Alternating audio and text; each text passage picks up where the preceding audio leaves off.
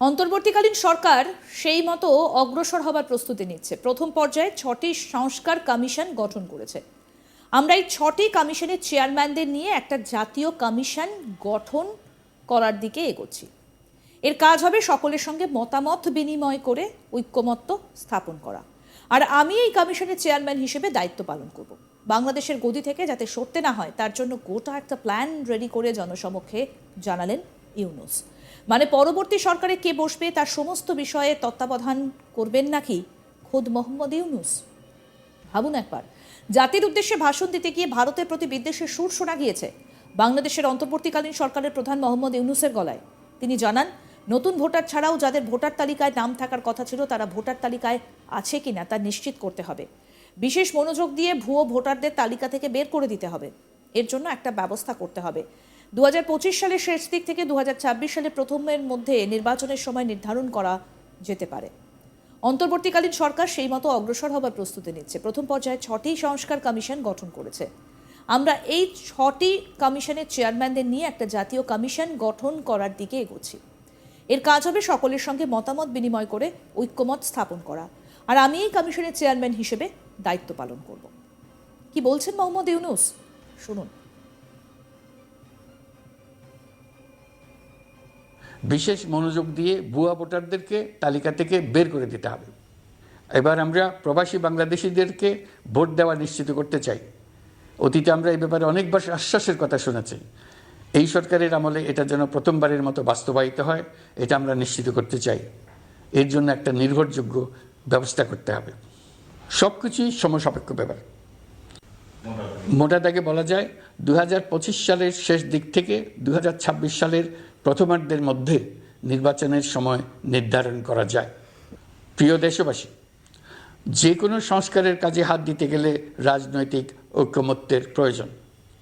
এই ঐকমত্যে পৌঁছানোর প্রক্রিয়া কি হবে? অন্তর্বর্তীকালীন সরকার এইভাবে অগ্রসর হবার প্রস্তুতি নিচ্ছে। অন্তর্বর্তীকালীন সরকার প্রথম পর্যায়ে 6টি সংস্কার কমিশন গঠন করেছে। এরা শীঘ্রই চূড়ান্ত প্রতিবেদন পেশ করবে বলে আশা করি। আমরা এই 6 কমিশনের চেয়ারম্যানদের নিয়ে একটি জাতীয় ঐকমত্য গঠন কমিশন প্রতিষ্ঠা করার দিকে অগ্রসর হচ্ছি। এর কাজ হবে রাজনৈতিক দল সহ সকল পক্ষের সঙ্গে মতামত বিনিময় করে যে সমস্ত বিষয়ে ঐকমত্য স্থাপন হবে সেগুলো চিহ্নিত করা এবং বাস্তবায়নের জন্য সুপারিশ করা। যেহেতু জাতীয় ঐকমত্য প্রতিষ্ঠা করা অন্তর্বর্তীকালীন সরকারের অতি গুরুত্বপূর্ণ দায়িত্ব, তা বিবেচনা করে আমি এই কমিশনের চেয়ারম্যানের দায়িত্ব পালন করব। আমার সাথে এই কমিশনের সহসভাপতির দায়িত্ব পালন করবেন অধ্যাপক আলী রিয়াজ। কমিশন প্রয়োজন মনে করলে নতুন সদস্য কোঅপ্ট করতে পারবে। প্রথম 6টি কমিশনের চূড়ান্ত প্রতিবেদন পাওয়ার পর আগামী মাসেই জাতীয় ঐকমত্য গঠন কমিশন তার কাজ শুরু করতে পারবে বলে আমি আশা করছি। এই নতুন কমিশনের প্রথম কাজ হবে নির্বাচন অনুষ্ঠানের জন্য যে সমস্ত সিদ্ধান্ত জরুরি সেই সমস্ত বিষয়ে তাড়াতাড়ি ঐকমত্য সৃষ্টি করা এবং সকলের সঙ্গে আলোচনা করে কোন সময়ে নির্বাচন অনুষ্ঠান করা যায় সেই ব্যাপারে পরামর্শ চূড়ান্ত করা। একই সঙ্গে তিনি বলেন, ইউরোপীয় ইউনিয়নের 19 জন রাষ্ট্রদূতের সঙ্গে আমার কথা হয়েছে। এই প্রথমবার ইউরোপীয় ইউনিয়নের রাষ্ট্রদূতেরা প্রথমবারের মতো বাংলাদেশে এসে বৈঠক করলেন।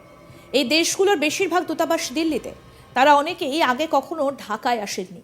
তারা জানিয়েছে ইউরোপীয় ইউনিয়ন বাংলাদেশকে সব রকম সহযোগিতা করতে প্রস্তুত। বাংলাদেশের বিরুদ্ধে অপপ্রচার, ভুল তথ্য প্রচারের জন্য আমি ইউরোপীয় ইউনিয়নের কর্তাদের জানিয়েছি। ইউরোপীয় ইউনিয়নের দেশগুলোর মধ্যে যাদের ভিসা অফিস নয়াদিল্লিতে আছে তাদের টাকা কিংবা অন্য কোনো প্রতিবেশী দেশে ভিসা অফিস নিয়ে আসার জন্য আমি অনুরোধ করেছি।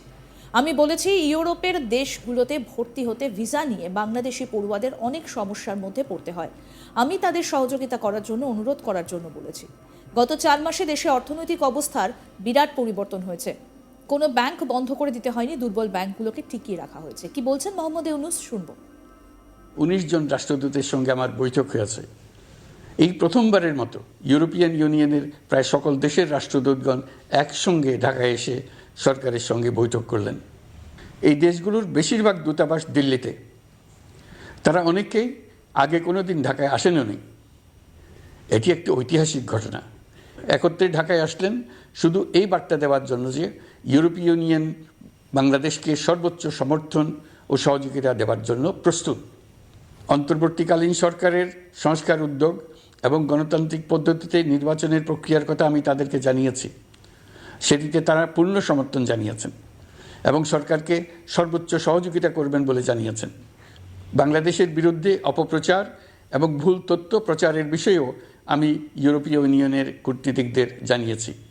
ইউরোপীয় দেশগুলোর মধ্যে যাদের ভিসা অফিস নয়াদিল্লিতে আছে তাদেরকে ঢাকা বা অন্য কোনো প্রতিবেশী দেশে ভিসা অফিস নিয়ে আসার জন্য আমি অনুরোধ করেছি।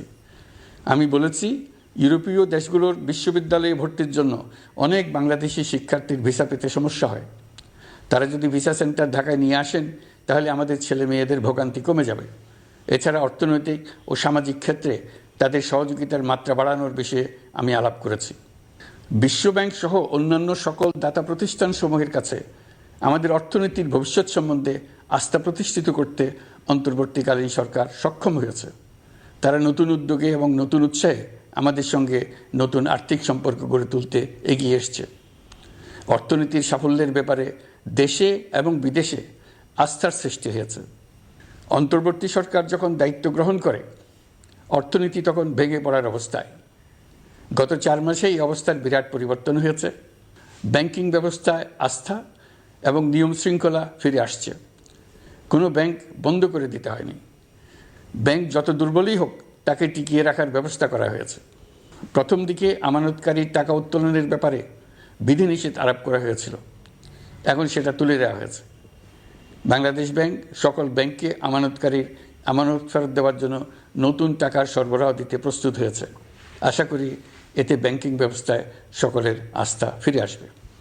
প্রিয় দেশবাসী, আমাদের সরকারের শুরুতেই একটি কমিটি নিয়োগ করেছিলাম, শ্বেতপত্র প্রণয়ন কমিটি।